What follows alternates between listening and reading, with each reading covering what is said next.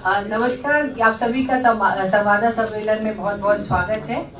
समाज कल्याण विभाग का इस वर्ष का ये पहला प्रेस कॉन्फ्रेंस है और इसमें हम ये बताना चाहेंगे कि समाज कल्याण विभाग ऐसे लोगों का विभाग है जो समाज के सबसे नीचे पायदान में है, जिसकी शायद सरकार को सबसे ज्यादा जरूरत है।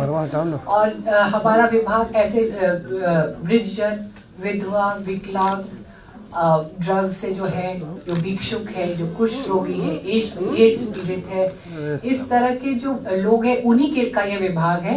और हमारा विभाग सतत प्रयासरत है कि ये जितनी भी सेवाएं उनको दी जाती है उनको पारदर्शी ढंग से मिल सके। ये बहुत ही बड़ा विभाग है और उनके जो हमारे जो स्टेक होल्डर्स हैं वो बहुत बड़े हैं, बड़ी संख्या में है।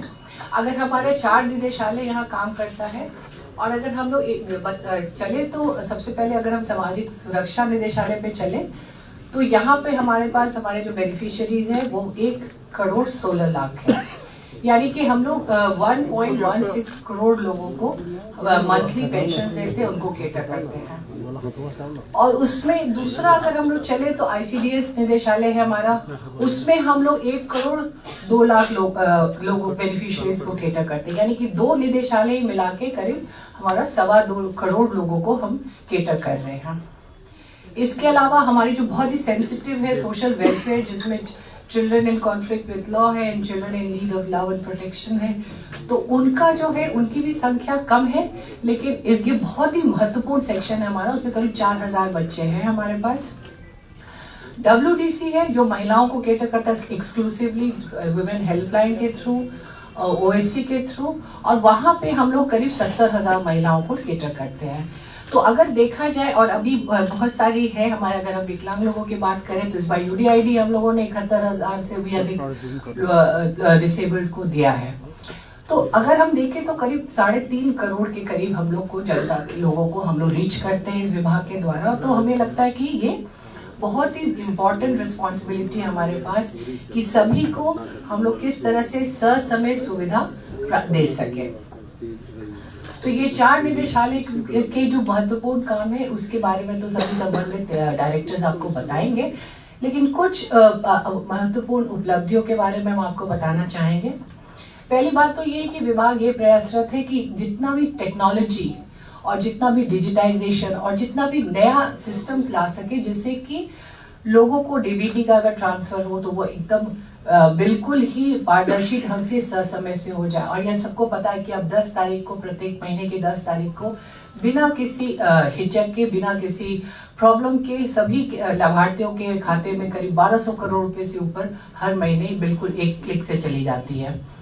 तो ये टेक्नोलॉजी हम लोगों ने, डिजिटाइजेशन का हम लोगों ने प्रयास किया है। आंगनवाड़ी सेंटर्स में अगर हम लोगों ने FRS सिस्टम जो भारत सरकार का है, पोषण ट्रैकर पे करते हैं, उससे हम लोगों ने बेनिफिशियरी का ट्रैकिंग किया है। यानी कि जो बेनिफिशियरी आ रहे हैं उस पे हम लोगों को उनका FRS करते हैं, फेशियल रिकग्निशन सिस्टम है, और उसके बाद ही उनको THR दिया जा रहा है। तो क्या हो रहा है कि एक्चुअल बेनिफिशियरी को एक्चुअल लाभ मिल रहा है। इसी साथ हम लोग हॉट कुक मील में भी ये प्रयासरत है कि ये शुरू हुआ, अभी थोड़ा सा शुरू हुआ है, बट फिर बेनिफिशियरी आइडेंटिफिकेशन उनसे भी किया जाएगा।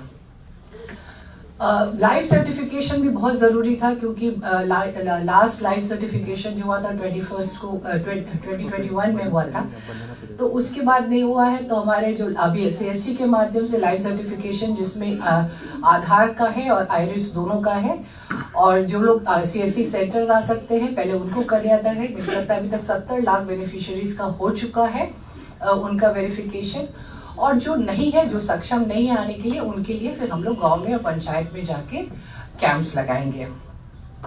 अगर हम लोग बात करें पोषण का, तो हमारा पोषण हम लोग THR भी देते हैं, हॉट कुक मील भी देते हैं, प्रेग्नेंट एंड लैक्टेटिंग मदर्स भी हमारे पास, किशोरियां भी है हमारे पास। तो उसका पोषण माह जो हुआ था अभी सितंबर और अक्टूबर में, तो उसमें हमारा बिहार को पूरे इंडिया में प्रथम स्थान मिला था, क्योंकि हम लोगों ने सबसे ज्यादा आउटरीच एक्टिविटीज करके लोगों को अपने विभाग से जोड़ा, अपने कार्यक्रमों से जोड़ा, और उनको अवेयरनेस प्रोग्राम्स भी चलाया। 2 चीज और हम बात करना चाहेंगे। एक है हमारे स्किल्स का, जो WDC के माध्यम से करते हैं।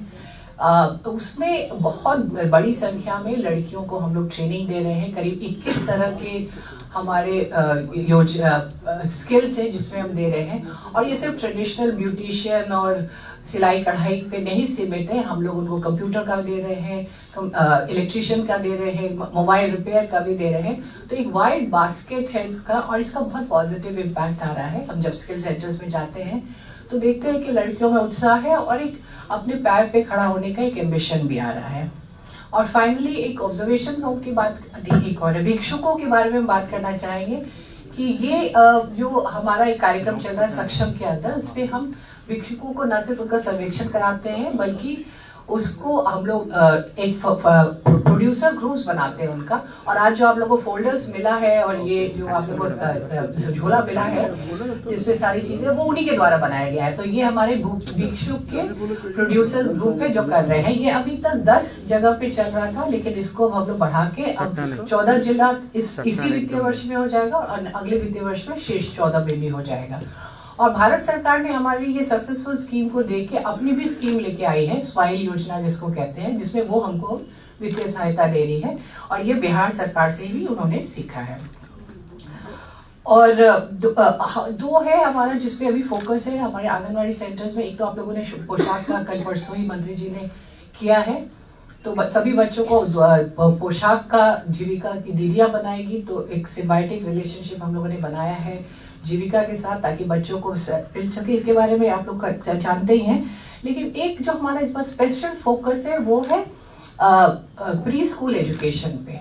जिस तरह से private school pre school education में बच्चे जाते हैं, वहाँ पे उनको सिखाया जाता है, तो उसी तरीके से आंगनवाड़ी सेंटर को भी एक सशक्त प्री स्कूल एजुकेशन का, संवेदनशील प्री स्कूल एजुकेशन का हम लोग एक सेक्टर बना रहे हैं। और उसके लिए हमारी तैयारी चल रही है। उसके लिए हम लोगों ने सेविका सहायिका का बहुत बृहद पैमाने पे ट्रेनिंग किया है। अब उनको किट दिया जाएगा और इससे एक बच्चों को एक शिक्षा मिल जाएगी, न सिर्फ पोषण मिलेगा पर शिक्षा भी मिलेगा। और फाइनली मेरा है ऑब्जर्वेशन होम्स के बारे में बताना चाहेंगे। ये हमारा बहुत ही सेंसिटिव इशू है। हमारे बच्चे हैं जो लॉ से कॉन्फ्लिक्ट में हैं, और हमारा 2 तरह का होता है, इंस्टीट्यूशनल केयर होता है और नॉन इंस्टीट्यूशनल केयर होता है।